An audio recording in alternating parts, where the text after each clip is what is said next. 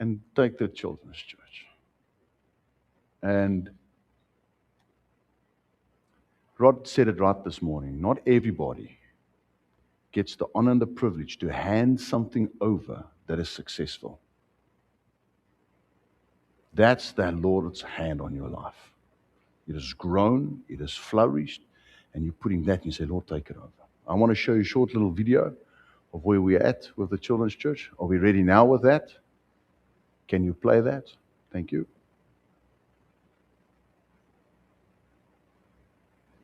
Was die klank? There's supposed to be sound, disco. But you never late, you always on time.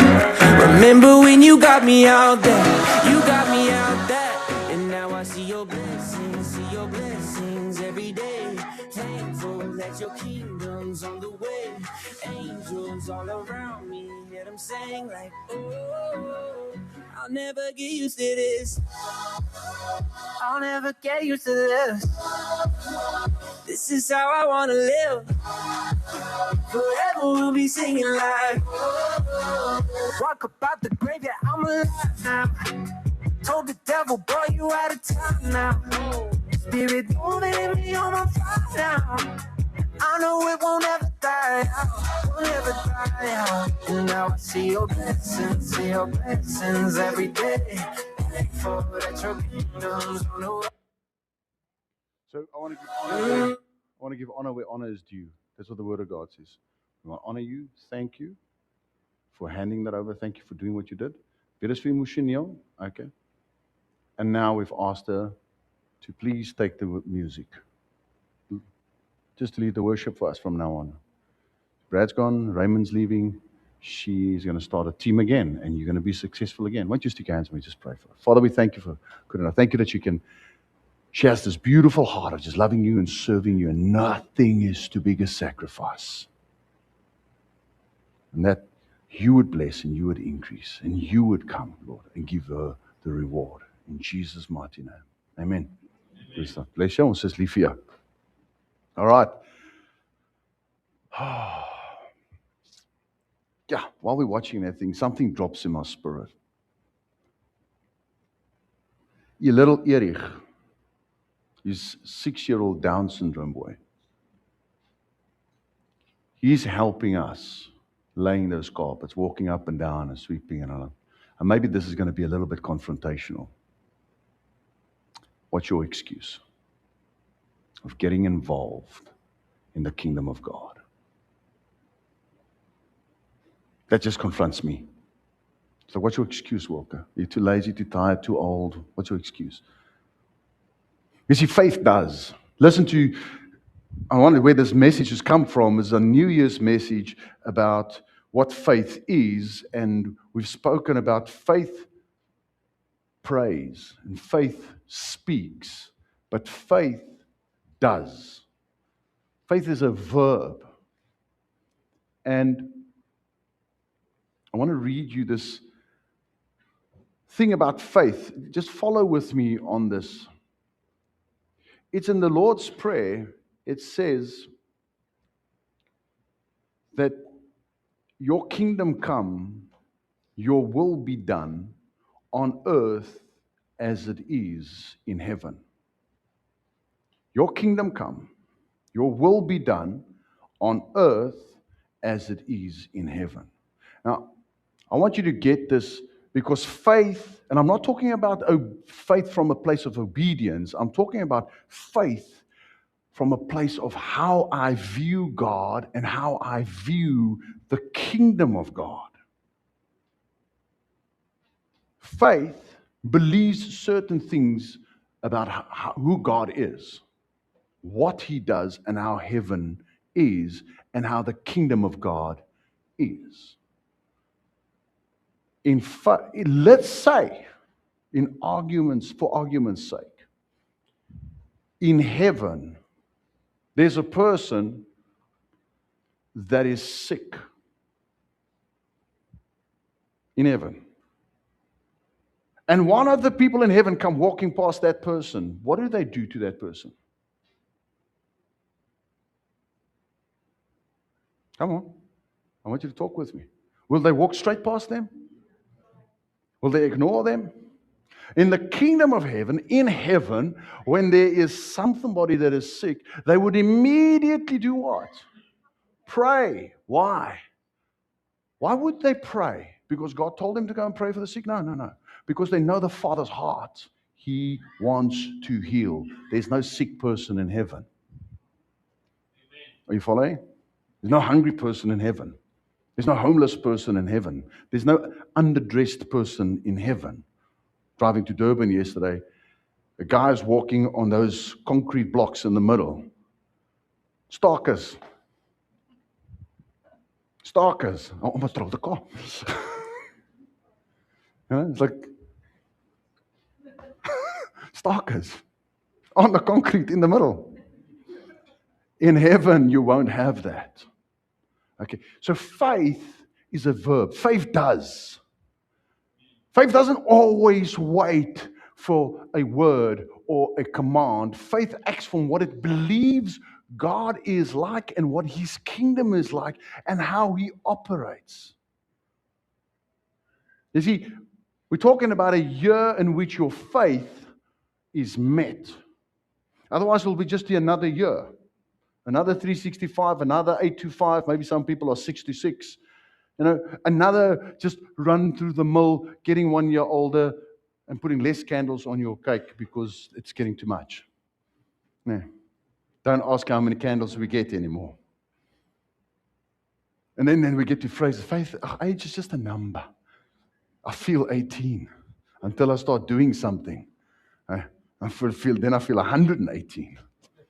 So Jesus' brother James writes this in the book of James, James 2, verse 14.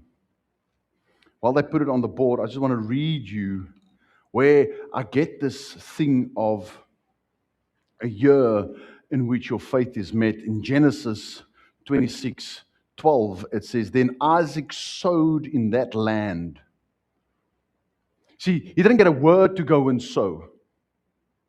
It was a famine. After a famine, do you know what a famine is? It didn't rain, and the previous year it also didn't rain. So it was just a tough year after another tough year. Who knows what I'm talking about, having a tough year after another tough year. Now, tough year is relevant. Some people make $1 million and they say, we had a tough year. Other people haven't eaten for 6 weeks and they say, we had a tough year. It's relevant. It's relative, hey? So Isaac sowed in that land and reaped in the same year, not the next year, the same year, 100-fold, and the Lord blessed him. You see, he acted by faith. Faith doesn't make sense. No one will sow in a famine land where the ground is dry, the underwater ground is gone. It's dry, and it's been dry. It's like savannah dry. He goes and he sows. Why? What does he know? What does he believe? He believes something about the heart of God. That God is for me and not against me. I'm going to sow. Now, how do you spell faith? You spell faith the following way. If you got your pen, you write it down. I'm going to teach you, like a grade 1, how you spell faith. R-I-S-K. That's how you spell faith. No risk, no faith. No risk, no faith. It takes no risk for me to push the button for the light. It will go on unless Eskom is not there. It takes no faith for me to open the tap. There will be water unless Ugu is not there. But it takes faith to get out the comfort boat that I am in. It takes faith to get out. It takes faith or risk to walk up to somebody and say, I've got a word from the Lord for you. Years ago, got you at Pick and Pay evening, and I'm standing there, and in the aisle next to me, there's a lady, and my wife is next to me, and the Lord gives me a word for this lady.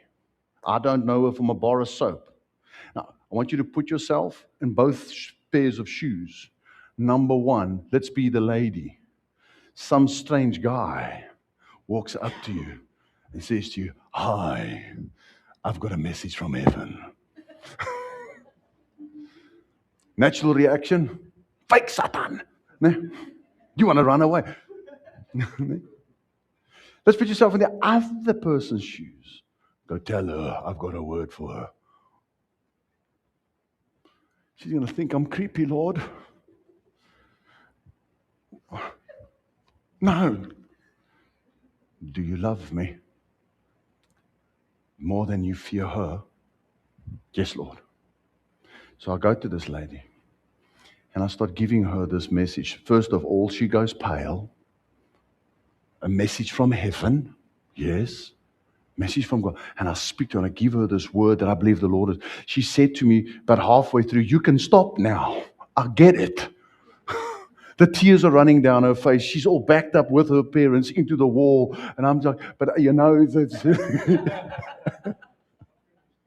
I'm not done. The Lord is speaking to you, woman. Stand still.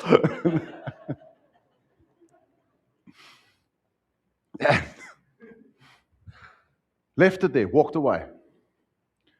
7 years later, I'll go and buy some fish from a takeaway. And that lady's mother comes to me and says, "You the man that changed my daughter's life with the word that you gave." I said, "What are you talking about?" "No, it was in the pickup." "Oh, thank you, Lord. It wasn't my imagination." You see, faith does. Faith does something. Faith doesn't just, was it risky to go there? Of course it was risky. Now James says, just put it up for us, James 2 says, and I'm going to read it a little bit for you. Let's go to the top of that. "My brothers, what profit is it if a man says he has faith and he does not have works? Can faith save him?" Now, I want you to get this. Good works cannot save you. It will not get you to heaven. You can strip your clothes off and give it to the next person. It will not get you to heaven. You can take your bank account and empty it and give it to the next person. You can have the world stay in your house. Good works will not get you to heaven. You can be the most decent person on the face of earth. We all fall short of the glory of God. It's only Jesus that saves. It's only faith that saves. We are only saved by grace. So you can do whatever you want to. It will not save you. So all the good people, and we hear this at funerals, and maybe I'm going where I shouldn't go, but every person that passes away was the best person ever, and they have their place in heaven, and God came to pick his little flower.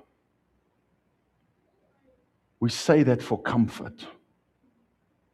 The fact of the matter is, unless you know Jesus, this earth is nothing compared to hell.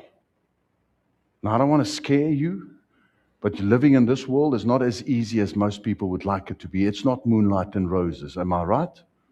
We've got our challenges, and they get more the older we get. No. This life is not fair. This life is cruel.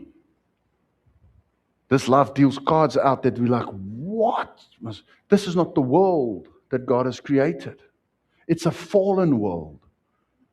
This is whatever calamitous and bad and ugly and sick and disease and disastrous things that are on the earth, that's not God's doing. It's a fallen world. The earth is in a fallen state. Society is in a fallen state. The world, everything that we see is under, this is what the scripture says, the rulership of darkness. And the unbelievers are blinded by that darkness. Now, let me give you an example of being that blinded. The first night, the night I got saved, I walked into that home cell and people are worshiping. They're singing like we're singing this morning. Did you enjoy that? It's lekker. It's good.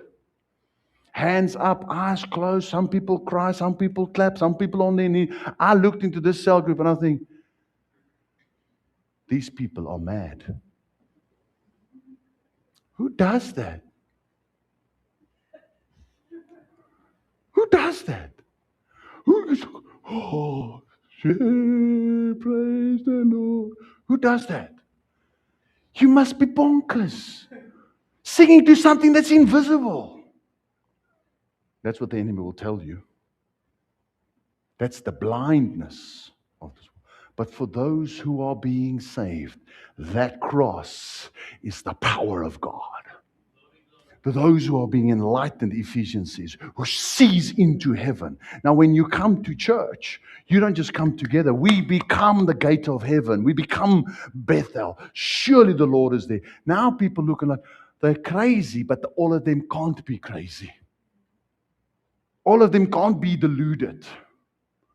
And then they see into heaven. They see it on your face and my face. People worshiping a living God that doesn't live in a temple built with hands. That is not a little statue, but it's inside of us. It's inside of us. That's our God. We serve Him. So, James says, if a man says he has faith and doesn't, no, keep it still, does not have works, can faith save him? Next one. My brother, if a brother or a sister is naked and destitute of daily food, and if anyone says to them, go in peace, be warmed and be filled, but you do not give them those things which are needed to the body, what good is it? Even so, if it does not have works, faith is dead. Stop net out, don't go further. By being by itself. So what am I saying to you? I want you to get this clear. Good works don't count nothing if it's done when I'm not saved. The accolades I get is the likes on Facebook, the patch on the back. That's the accolades I get. Well done, you're a good guy. But doesn't get me saved. Faith without works is dead. So I want to inspire you this morning. Faith does. Faith does something. So faith says, I see somebody hungry, I give them food. Faith says, I see a building that needs completed, I'm going to help. Faith says, I see a congregation where I can get involved, and I get involved. I don't ask. Nobody asked me. I never got an invitation. You see, I believe something about the kingdom of God where it is good servants that see a need and does something. They see a need and they does something. And that's called delegated authority. That's called common sense. You drive down the road and there's a mama with a baby. Oh, Lord, talk to me. Shall I pick her up? Oh, I didn't hear anything. The Lord didn't want me to pick her up. Wrong. Common sense. As in heaven, so on earth. Now, who's going to cause that? God through you and me. Does it make sense? Faith does something. Faith gets involved. You see, this is what the world has come to, and how it's blinded and leaded people away from. It says, do not get involved. Because if you get involved, you're going to have to be in court. You might get robbed helping somebody with a flat. They might hijack you when you get involved. You might get criminally prosecuted because you took a needle out of the junkie's arm lying on the ground. Don't get involved. Do not do unto others which you don't want to be done to yourself. Is said by Buddhists. But our King says, do unto others that which you want to be done to you. You see, the one is rooted in a belief system that what's in you is bad and you will do bad to others. The other one, it says, the kingdom of the good king is inside you. And out of the goodness of your heart, you're going to get involved in people's lives. And you're going to do good to them. And it's the goodness of God that leads men to repentance. Who's going to show the people the goodness of God if the people of God don't do it? Now the Lord must summons angels. He must appear to themselves. But I've got all my ambassadors on the earth. Faith does. Faith does something. Even so, if it does not have works, faith is dead, being it by itself. Next, thank you, son. But someone will say, you have faith and I have works. Yeah, but look at all of my works. Look at all of them. Don't count, I can't save you. Well done, you were predestined and called for good works. You know that. You can read Romans 9. Predestined and called for good works. Okay? And I have works. Show me your faith without your works. Can't do it. And I will show you my faith from my works. Because I believe something in heaven, I believe something about the kingdom of God, I believe something about the character of God, I choose to do. I've got faith in a good, strong Father, therefore I act in a certain way. Or my faith has just been revealed, what I think of God, what I think of His kingdom, and therefore I don't get involved. I don't think He's a good God. I don't think He's a good Father. I don't think He will heal. I don't think He will come to the rescue. Now I can't put my hand forth. The next verse, please, son. James, but as the body is without a spirit is dead, so faith without works is dead. I am not saying works save you. Get that? I'm saying a faith without works is useless. It's dead. This is James writing this. Jesus' brother. So he kind of knows what he's talking about. If faith is real, it will eventually move your feet. If your faith is real, it will move you to action.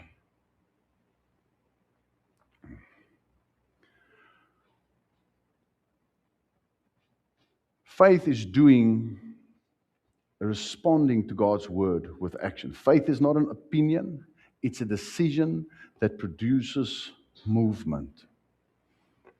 Now, there's a fine line between faith from a place of obedience, where we heard God speak, we got a word from God, and now I'm obedient. We're going to talk about that next week. I'm talking about faith that does, because it believes something about the kingdom of God, something about the heart of God.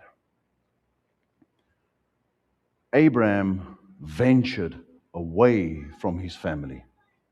I don't want you to get confused now. He ventured away from his land, from what is comfortable, to an unknown place. Yes, he had a word. Yes, he was obedient. But he also believed something about God. That God won't leave him. God won't forsake him. The Lord won't let him go. The Lord will provide. So how do I do it? Practical steps. Forgive. You don't need an invitation. You don't need a word from God to forgive. Forgive your parents. Number one sign, and we're going to talk about this in the course that's coming up, Slaves to Sons. The number one sign, telltale. I want you to look in the mirror this morning, that one can suffer from an orphan spirit is they criticize their own parents. It doesn't put there, but you don't know what my mom and dad was like. To honor your father and your mother. An orphan can never do that. They will always find fault in their father and mother. They will blame everything on my mom, my dad. My dad did this. My mom did that. No. Orphan spirit. Forgive. Apply what you read. Serve. You don't need an invitation. You don't need a letter. In the kingdom of God, we serve. We do something for the kingdom. We do something for other people. We do something for the church because we love God. We give. We give of our time. We give our talents. We give of our resources. That's the kingdom of God. Realizing that all the money in the world, do you know what the gold is used for in heaven? Paving bricks. Gold in heaven is used as paving bricks. On earth, it's all the wealth we can have. In heaven, it's paving bricks. Perspective. We give. Apologize. Maybe this is a little bit of marriage counseling right here. Say sorry. Don't be too big, too proud to acknowledge that you were wrong. Just say sorry. You know how many fights you stop by just saying, I'm sorry. Ek was verkeerd. Yeah. Some people just cannot utter those words. Because then they admit they were wrong, they're on the wrong side, or they're losing the fight. Well, I'd rather lose the fight and win my spouse than win the fight and lose my spouse. Does that make sense? I'd rather lose the fight and win my son than win the fight and there goes my son. His whole heart, and you can see him run away. Start. Faith. This is do practical steps. Start. Just start. Whatever it is, just start. Start that exercise program. Start studying. I'm so proud of you. Just start. Start that diet. Start reading your Bible. Start praying. Start getting, just start. But I don't know how to. Stuff that. Just start. You will learn on your way. You will get it in your sleep. The Lord's hand will come upon you. You'll make a plan. Something will come up. You'll be so creative. You'll be so good. If you can just start. Hear the gun is shot. The shot has gone off. On your marks, get set, go. Boom. Go was when Jesus died. You just go now. Just run. Start a fire. Not arson. I'm not talking about that. But be a fire starter. Just do something. Can I say it like this? For God's sake, just do something. Just put your hand to the plow. Write that book. Somebody needs to hear that. Somebody has got in their hearts, I want to write a book. Write that book. Just write it. Just sit down and start writing. Don't worry about the title, the chapters, and your language. Just start writing. God wants you to write that book. Faith does in small steps.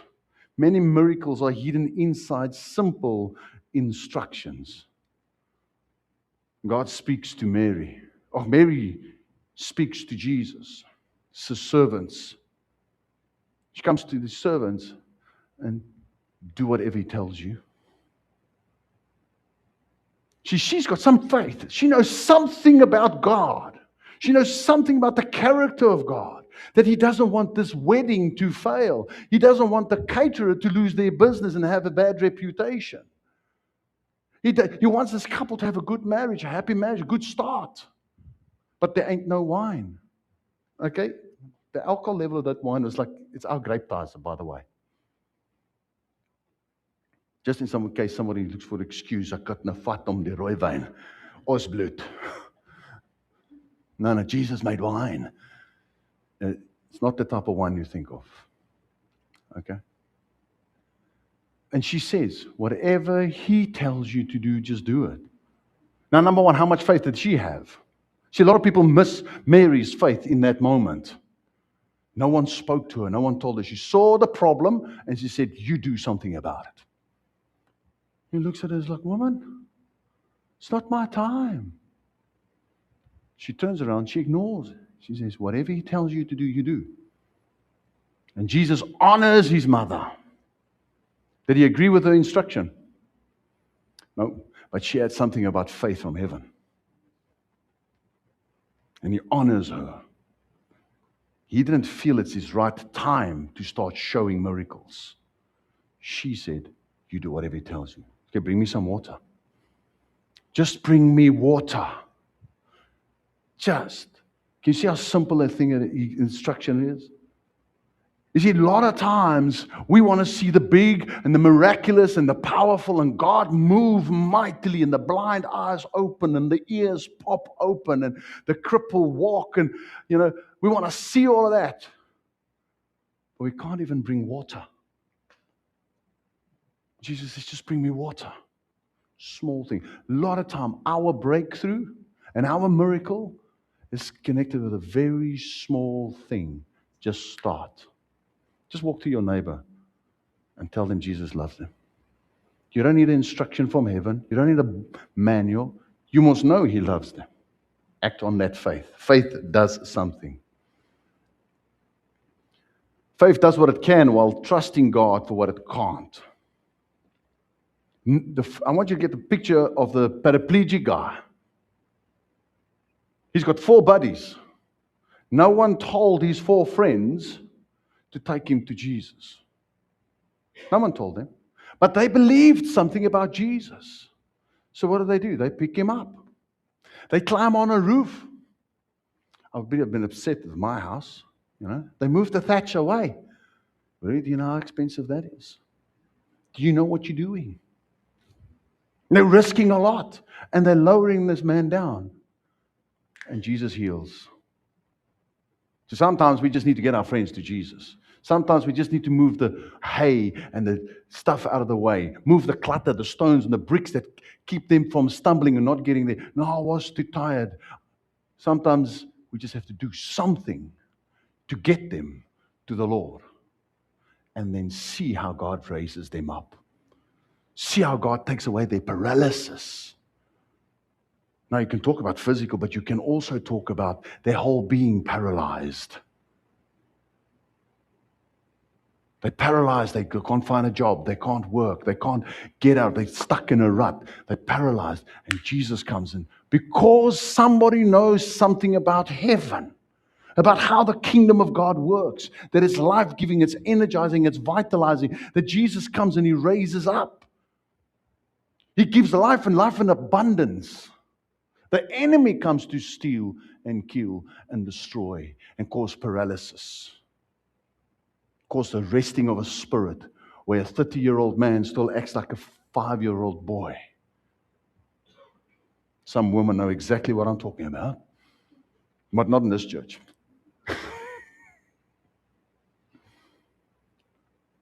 Do your part. Trust God for His part.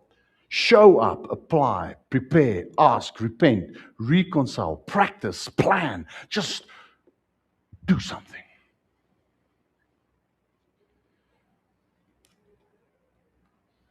I want to take you to Rahab. It's our last part. Then I'm going to land it. Rahab, go to Joshua, please. We're going to read a little piece of text here. And before I tell you, I want you to see if you can see where her faith is, in why she does this. Because no one told her to do this. I want you to see how faith, without any instruction, does something. And Joshua, the son of Nun, set out people from Shittim. You've got to read that word right. Okay? I'm sorry, I'm naughty. 2 men to spy secretly, saying, go look over the land, even Jericho. And they went and came to the house of a harlot named Rahab. I want you to understand here, we're not talking about a good person.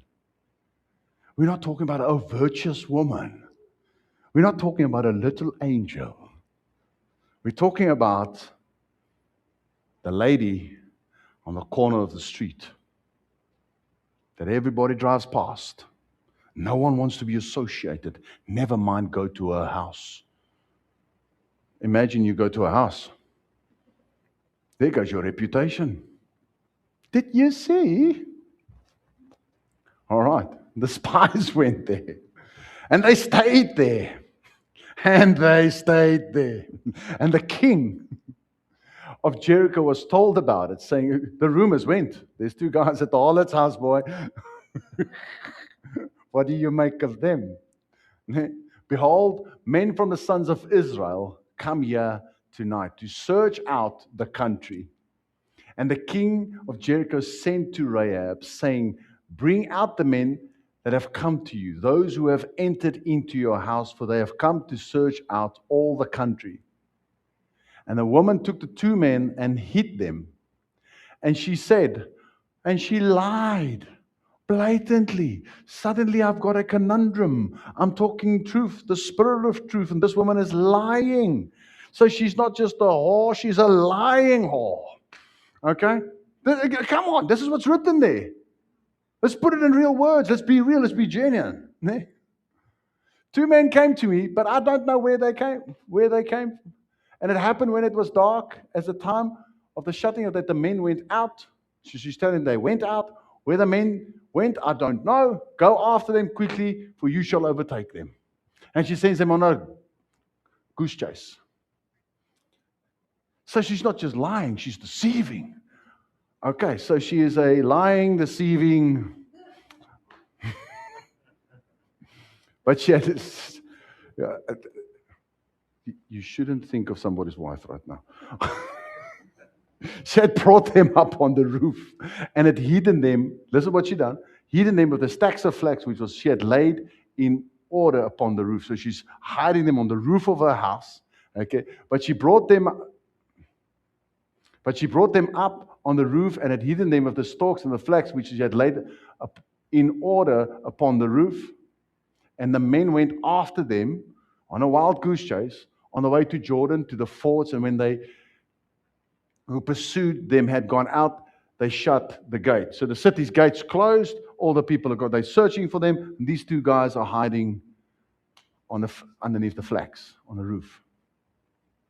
And before they had laid down, she came to them on the roof. Now listen to it. And she said to them, I know the Lord has given you the land, and that your terror has fallen on us, and that all those who live in the land will faint because of you. Can you see her faith? There's her faith. No one told her anything. She believed something about the kingdom of God. You know how few of us believe that God has given us the land? The house you stay in, the job you have, the family you have, that's the land you have. That's the territory you have. Rather than ruling it, we're scared. Rather than standing up, it's because God won't do anything. This woman, lying, deceiving harlot, knew something about the heart of God that righteous people didn't get. The king didn't get it. All the stand-up people, the clever people, all the intelligent people didn't get it. Living next to the bridge, next to the railway, get it. I want you to understand, when Jesus came to heal in Jerusalem, he didn't come in at the king's gate. He didn't come in at the lofty place. He came in at the sheep's gate. Follow this. The sheep's gate is where the animals went in and out. Where animals walk, what do you find? Shittim. Can I say it like that? That's the city. They come in there, they walk in, they step in it. Horses and cows and donkeys and sheep and everything is full. It's lying there. Jesus comes in that gate to heal. He comes to the lowly place, to the lowly of heart, not to the boastful, proud, and arrogant. So if you're in a place where you're in the lowly part, where you feel broken and you are down in the bottom of your life, know this. That's where Jesus will meet you. And if you're seeking Jesus to meet you, get to that place where you're on your knees and say, Lord, I am but a sinner. I am broken. I've got a contrite heart in me, Lord. I'm broken because of the sinfulness of who I am. He will meet you there. He will meet you there. That's our King. That's how His kingdom works. He uses the lowest of the low, lying, deceiving harlot. That's who He's using in this. Not using the king, or the guy with the degree, or the professor, or the rich man, the stand-up guy. He's using a harlot. And the men said to her, and she said to the men, next one please, verse 10. There is verse 10, just put it up. Maybe I didn't write that down. Thank you. I didn't write that down. That's my son chirping me. I'll take it. Okay. For we have heard how the Lord dried up the water of the Red Sea for you when you came out of Egypt. And what he did to the two kings of the Amorites that were on the other side of the Jordan, Sihon and Og, whom you utterly destroyed. And the rest of the story, you know, she put a red rope down. And this is what they said to her. When we come, once again, people don't see the faith. No one told them that. No, Joshua didn't give them an instruction like that. The word of the Lord didn't come to them. They just knew something about the heart of God.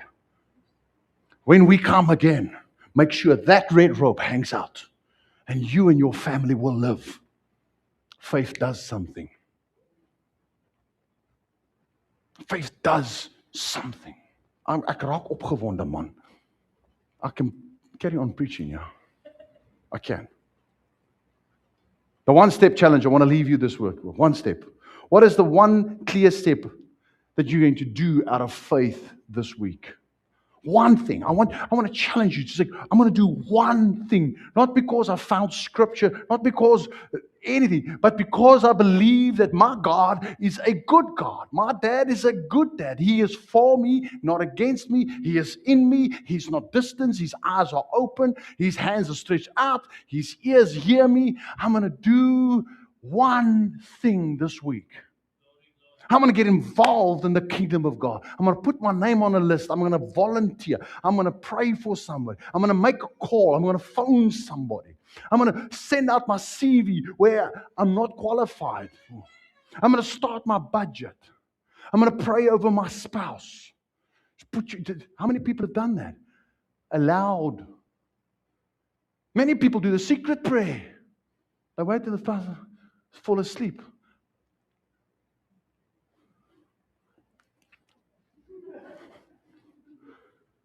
Put your hand on your spouse, look them in the eye, and bless them, and pray them for them, and speak the word of God over them, and you will see a different thing happening. Yes, the sprinklers in your stomach and under your arms will go off. They'll go.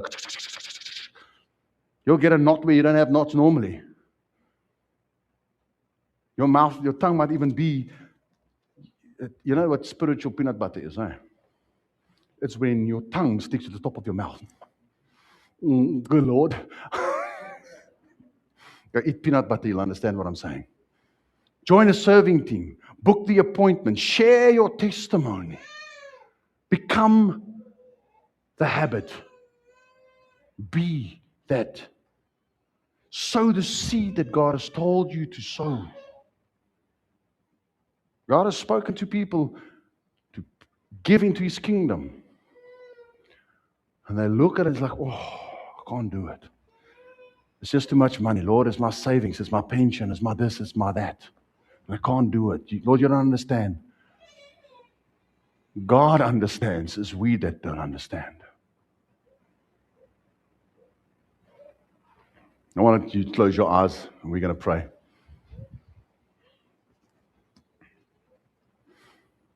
It starts from this place. You need to be saved.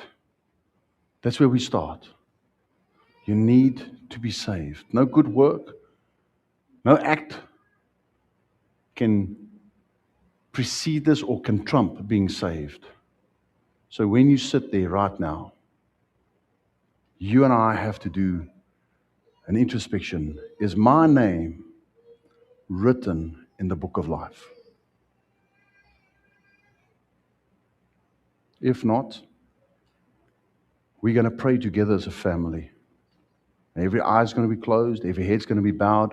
Once we've prayed, and you've prayed that for the first time, the only thing I'm going to ask you to do is look at me. I'm not going to ask you to stand up. I'm not going to ask you to come to the front. I'm not going to ask you to put your hand up. I'm just going to ask you to look at me. And I'll acknowledge you from here. So I want you to close your eyes, heads bowed down. Dear Lord Jesus, I understand my journey with you starts by being saved. To be saved, Lord, Your word says, I need to confess with my mouth that Jesus is Lord and believe in my heart that Father had raised him from the dead. Jesus, I believe that you are Lord,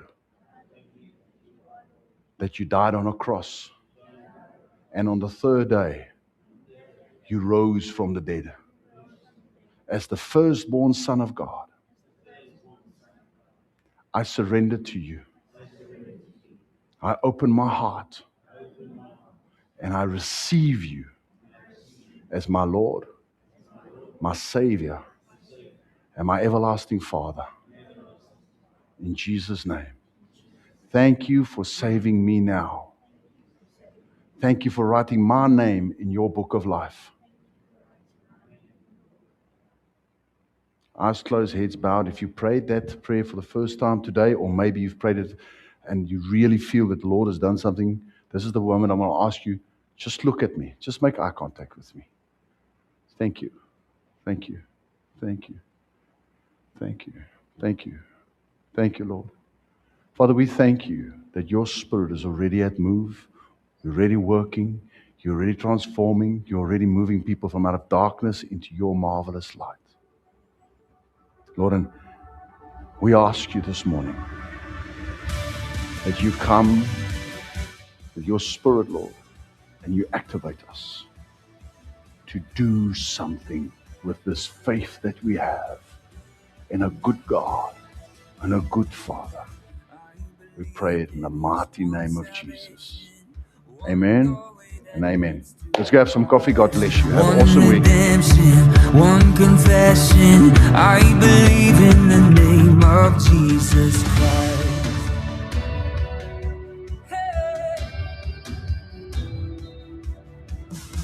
I believe in the crucifixion.